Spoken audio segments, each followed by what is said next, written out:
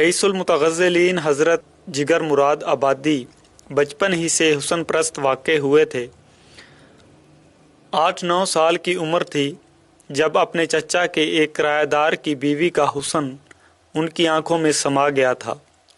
اس کے بعد وحیدن، روشن، فاطمہ، نسیم، سندری، مندری اور شیرازن جیسی عورتوں کے حسن کا وہ شکار ہوتے رہے اور ان کے عشق میں بیمار بھی۔ 14-15 برس کی عمر میں انگور کی بیٹی سے تعارف ہوا اور جب یہ کافر ادا منہ لگی تو پھر چھڑائے نہ چھٹی۔ لاکھ توبہ کرتے مگر انگور کی بیٹی ایک بار جب ان کے سامنے آ جاتی تو یہ توبہ دھری کی دھری رہ جاتی۔ کبھی لہرا کے پی جاتے تو کبھی شرما کے پی جاتے اور کبھی رحمت تمام کو باتوں باتوں میں بہلا کے پی جاتے۔ شراب ان کی گھٹی میں اپنا مستقر بنا چکی تھی اور ان کی شیروانی میں بوتل ہمیشہ پڑی ملتی۔ کبھی اپنے مرشد حضرت اصغر گونڈوی سے دعا کی درخواست کرتے اور اپنے ہی جیسا نرگسِ مستانہ بنانے کے لیے فرمائش کرتے، تو کبھی شاہ عبد الغنی منگلوروی کے در پر حاضر ہو کر رہنمائی کی التجا کرتے۔ وہ اپنی رندی و بلانوشی پر نادم بھی ہوتے اور شرمندہ بھی۔ اسے ترک کرنے کی کوشش بھی کرتے مگر جس دل پر پہم وار لگے ہوں اس کے کاری زخم کو شراب کے علاوہ اور کس شے سے قرار مل سکتا تھا؟ وہ آوارہ ہو گئے تھے۔ اینک فروشی سے جو کچھ ہاتھ آتا اسے شراب میں لٹا دیتے اور عالم مدہوشی میں ان کا جذبہ شوق جدھر لے جاتا وہ پھرتے رہتے۔ کئی دن گھر نہیں آتے، جانے کہاں کہاں بیٹھ کر شراب پیتے رہتے۔ جیسے جیسے دل پر وار ہوتا ضرب لگتی، دل کی آہ شاعری بن جاتی۔ بڑی سادگی سے وہ اپنے قلب و جگر کے سوز پنہاں کو شاعری کے پیکر میں ڈھال دیتے۔ جیسے جیسے درد بڑھتا رہا شغل مینوشی اور بادانوشی میں اضافہ ہوتا رہا اور شاعری پروان چڑھتی رہی۔ جب جگر کے مخصوص ترنم میں ان کا مخصوص کلام سامعین کی سماعتوں سے ٹکراتا تو دلوں میں گھر کر لیتا۔ سامعین جھوم جھوم جاتے، اش اش کر اٹھتے۔ وہ دن مشاعروں کے موسم بہار اور اردو شعر و ادب کے عروج کے دن تھے۔ جگر مراد آبادی کا نام ہی مشاعروں کی کامیابی کی ضمانت بن گیا تھا۔ شاعری کی شہرت کے ساتھ مینوشی میں بلا کا اضافہ ہو گیا تھا۔ ابھی شراب کے لیے انہیں اینکوں کا کاروبار کرنا پڑتا تھا مگر اب یہ حالت تھی کہ انہیں شراب پلانے میں لوگ اپنی سعادت سمجھتے تھے۔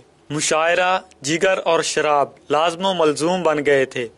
کوئی مشاعرہ جگر کے بغیر کامیاب تسلیم نہیں کیا جاتا تھا تو جگر شراب کے بغیر کچھ پڑھ بھی نہیں سکتے تھے، اور جب پڑھتے تو ایسا کلام سامنے آتا کہ گلی کوچوں میں مدتوں دہرایا جاتا۔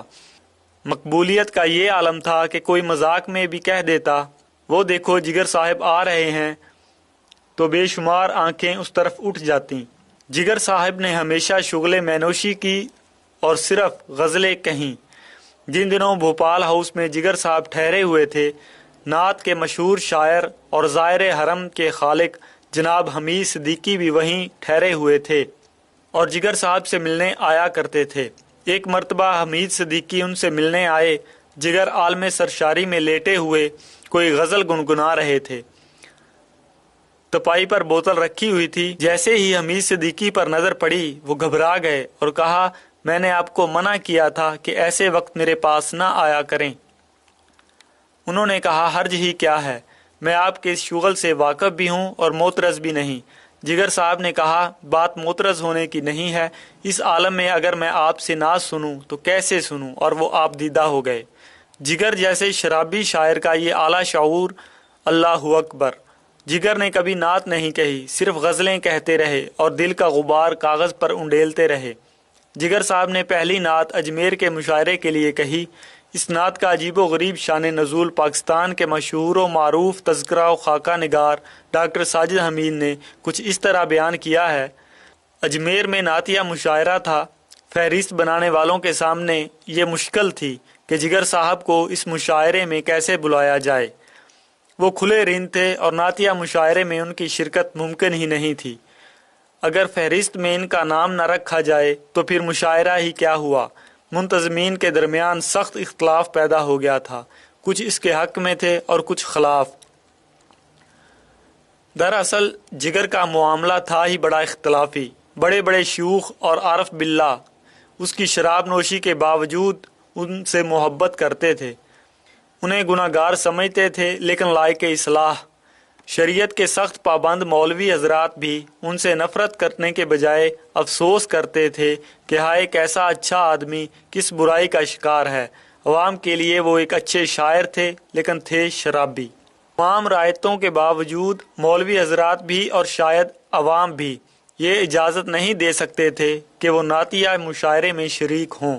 आखिरकार बहुत कुछ सोचने के बाद मुंतज़मीन मुशायरा ने फैसला किया कि जिगर को मदऊ किया जाना चाहिए। ये इतना जुर्रतमंदाना फैसला था कि जिगर की अजमत का इससे बड़ा एतराफ़ नहीं हो सकता था। जिगर को मदऊ किया गया तो वो सर से पांव तक कांप गए। मैं रिंद, सीहकार, बदबख्त और नातिया मुशायरा नहीं साहब नहीं। अब मुंतज़मीन के सामने ये मसला था कि जिगर साहब को तैयार कैसे किया जाए। उनकी तो आंखों से आंसू और होंठों से इनकार रवां था। नातिया शायर हमीद सिद्दीकी ने उन्हें आमादा करना चाहा। उनके मुरब्बी नवाब अली हसन ताहिर ने कोशिश की, लेकिन वो किसी सूरत तैयार नहीं होते थे। बिलाखिर असगर गौंडवी ने हुक्म दिया और वो चुप हो गए। फरहाने बोतल रखी थी, उसे कहीं छुपा दिया। दोस्तों से कह दिया कोई उनके सामने शराब का नाम तक न ले। दिल पर कोई खंजर से लकीर सी खींचता था। वो बेसाख्ता शराब की तरफ दौड़ते थे, मगर फिर रुक जाते थे। राजन से हमारा रिश्ता फिराक का है, लेकिन शराब से तो नहीं। लेकिन मुझे नात लिखनी है। शराब का एक कतरा भी हलक से उतरा तो किस जुबान से अपने आका की मदह लिखूंगा। ये मौका मिला है तो मुझे इसे खोना नहीं चाहिए। शायद ये मेरी बख्शिश का आगाज हो, शायद इसी बहाने से मेरी असलाह हो जाए, शायद मुझ पर उस कमली वाले का करम हो जाए, शायद खुदा को मुझ पर तरस आ जाए। एक दिन गुजरा, 2 दिन गुजर गए। वो सख्त अजियत में थे। नात के मजमून सोचते थे और गज़ल कहने लगते थे। सोचते रहे, लिखते रहे, काटते रहे, लिखे हुए को काट काट कर थकते रहे। आखिर एक दिन नात का मतला हो गया। फिर एक शेर हुआ, फिर तो जैसे बारिश अनवार हो गई। नात मुकम्मल हुई तो उन्होंने सजदा शुक्र अदा किया। मुशायरे के लिए इस तरह रवाना हुए जैसे हज को जा रहे हों। कौनैन की दौलत उनके पास हो, जैसे आज उन्हें शोहरत की सिदरतुल मुंतहा तक पहुंचना हो। उन्होंने कई दिन से शराब नहीं पी थी, लेकिन हलक खुश्क ना था। इधर तो ये हाल था, दूसरी तरफ मुशायरा गाह के बाहर और शहर के चौराहों पर एहतजाजी पोस्टर लग गए थे कि एक शराबी से नात क्यों कर पढ़वाई जा रही है। लोग बिफरे हुए थे। अंदेशा था कि जिगर साहब को कोई नुकसान न पहुंच जाए।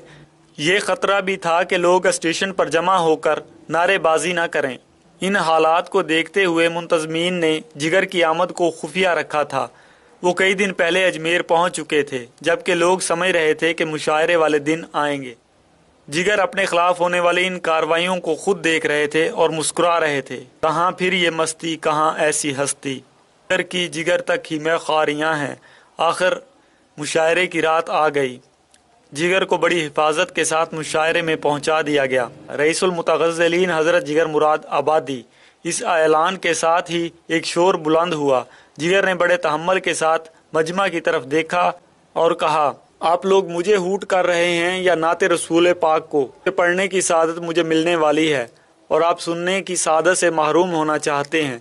बस यही वो वक्फा था जब जिगर के टूटे हुए दिल से ये सदा निकली, कोई नजर रहमत सुल्तान मदीना। जो जहाँ था साकत हो गया। ये मालूम होता था जैसे उसकी जुबान से शेर अदा हो रहा है और कबूलियत का परवाना अता हो रहा है। नात क्या थी? गुनाहगार के दिल से निकली हुई आह थी, ख्वाहिश पनाह थी, आंसुओं की सबील थी, बख्शिश का खजीना थी। वो खुद रो रहे थे और सबको रुला रहे थे।